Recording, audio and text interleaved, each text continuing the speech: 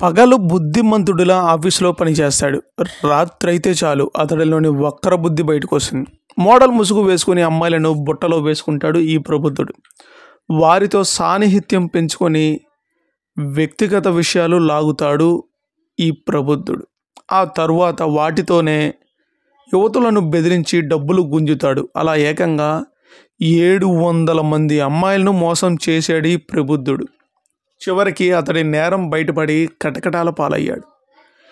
Dating ప్లాట్ఫామ్లో model అంటూ నమ్మించి 100 మంది యువతులను మోసగించిన తుషార్ సింగ్ బిష్ట్ను ఢిల్లీ పోలీసులు తాజాగా అరెస్టు చేశారు.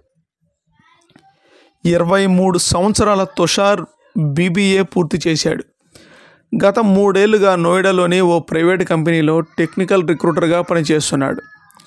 మంచి ఉద్యోగం ఉన్నప్పటికీ డబ్బుపై దురాశతో సైబర్ నేరాలకు అలవాటు పడ్డాడు.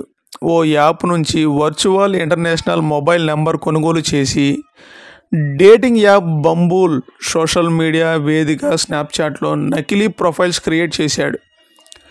బ్రెజిల్కు చెందిన ఓ మోడల్ ఫోటోలు, స్టోరీలను తీసుకొని తన ప్రొఫైల్లో పోస్ట్ చేశాడు.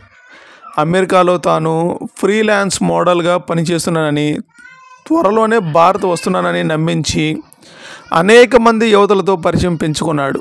ఆ తర్వాత వారితో స్నేహం చేసి ఫోన్ నెంబర్లు, వ్యక్తిగత ఫోటోలు, వీడియోలు సేకరించాడు.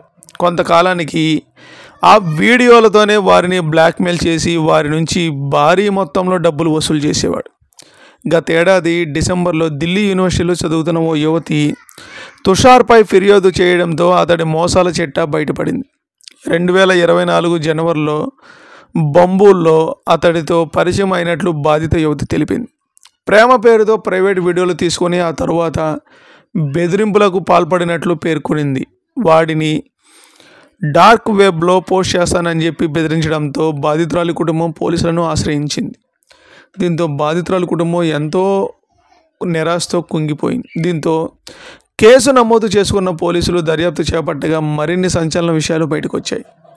అది ఏంటంటే దాదాపుగా 700 మందికి పైగా అమ్మాయిలను అతడు వలలో వేసుకున్నట్లు గుర్తించారు.